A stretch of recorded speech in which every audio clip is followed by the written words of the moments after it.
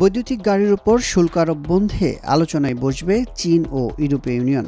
দুপক্ষের সংশ্লিষ্ট কর্তৃপক্ষের বরাত দিয়ে এমনটাই জানিয়েছে সংবাদ সংস্থা সিএনবিসি। এতে জানানো হয়েছে, বৈদ্যুতিক গাড়ি শিল্পে চীনের ভর্তুকি সংক্রান্ত তদন্তের অনুমতি দেওয়ায় দেশটির সঙ্গে আলোচনায় রাজি হয়েছে ইউরোপীয় ইউনিয়ন। জার্মানির অর্থনীতি বিষয়ক মন্ত্রী রবার্ট হেবেক বলেন, শুল্ক ইস্যুতে চীনের সঙ্গে আলোচনা হবে বলে নিশ্চিত করেছেন ইউরোপীয় কমিশনের নির্বাহী প্রেসিডেন্ট ভালডিস ডোম্ব্রোভস্কিস। এটি আলোচনা শুরুর প্রথম ধাপ। উভয় পক্ষের জন্য এটি বেশ গুরুত্বপূর্ণ।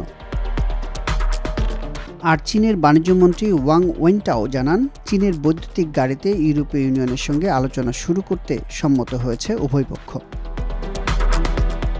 এর আগে বেইজিংয়ের চীনা কর্মকর্তাদের সঙ্গে বৈঠক করেন জার্মানির অর্থনীতি বিষয়ক মন্ত্রী রবার্ট হেবেক। বৈঠক শেষে তিনি বলেন, আমরা মুক্তবাজার অর্থনীতিতে বিশ্বাসী, কারণ সুষ্ঠু প্রতিযোগিতার জন্য এর কোনো বিকল্প নেই। তবে রপ্তানি বাজার ধরতে ভর্তুকি কোনোভাবেই গ্রহণযোগ্য হতে পারে না।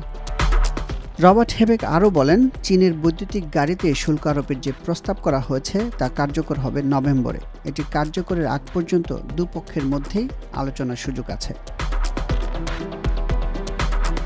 জুন মাসের মাঝামাঝিতে চীনের বৈদ্যুতিক গাড়ি আমদানিতে 38.1% শুল্ক আরোপের ঘোষণা দেয় ইউরোপীয় কমিশন।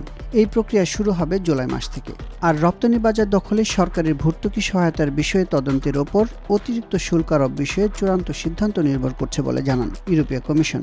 যদিও এই ঘোষণার সপ্তাহ পেরোনোর আগেই জার্মানির অর্থনীতি বিষয়ক মন্ত্রী বলেছিলেন, চীনা পণ্যের উপর ইউরোপীয় ইউনিয়নে শুল্ক আরোপ বিষয়ে আলোচনার দরজা সব সময় খোলা আছে। এর মাধ্যমে সব সমস্যার সমাধান খুঁজতে হবে।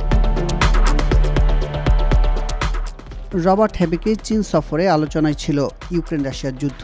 অর্থনীতি বিষয়ক মন্ত্রী বলেন, যুদ্ধের মধ্যে বছর ব্যবধানে রাশিয়ার সঙ্গে চীনের বাণিজ্য বেড়েছে অন্তত 40%। রাশিয়ার প্রতি বেইজিংয়ের এমন সমর্থনের কারণে চীনের সঙ্গে ইউরোপের অর্থনৈতিক সম্পর্কে নেতিবাচক প্রভাব পড়ছে। তিনি আরও বলেন, যুক্তরাষ্ট্র, ব্রাজিল, তুরস্কের মতো দেশগুলো শাস্তিমূলক শুল্ক আরোপ করে, কিন্তু ইউরোপীয় ইউনিয়ন ভিন্নভাবে চিন্তা করে। চীনা পণ্যে ইউরোপীয় কমিশনের প্রস্তাবিত শুল্ক কোনোভাবেই শাস্তিমূলক পদক্ষেপ নয়।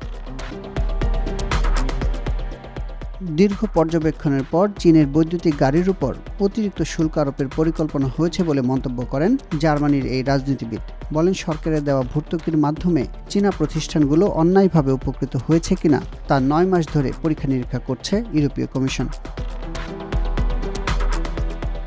এর জবাবে চীনের ন্যাশনাল ডেভেলপমেন্ট অ্যান্ড রিফর্মস কমিশনের চেয়ারম্যান ঝেং শানজি বলেন, চীনের প্রতিষ্ঠানগুলো নিরাপত্তার স্বার্থে সম্ভাব্য সবকিছুই করবে প্রশাসন। তবে বৈদ্যুতিক গাড়ি শিল্পে কোনো ধরনের অনৈতিক সুবিধা দেওয়া হয়নি। প্রযুক্তি খাতে অকল্পনীয় অগ্রগতির কারণেই চীনে বৈদ্যুতিক গাড়ি শিল্পের বিকাশ হয়েছে। তিনি আরও বলেন, কোনো ধরনের অর্থনৈতিক পদক্ষেপ নেওয়া না হলেও চীনে উৎপাদিত বৈদ্যুতিক গাড়িতে অতিরিক্ত শুল্ক আরোপের ঘোষণা দিয়েছে ইউরোপীয় কমিশন। এতে ক্ষতি হবে দুই পক্ষেরই। এ থেকে রক্ষায় ইউরোপীয় কমিশন যুক্তিসঙ্গত সিদ্ধান্ত নেবে বলে আশা রাখি।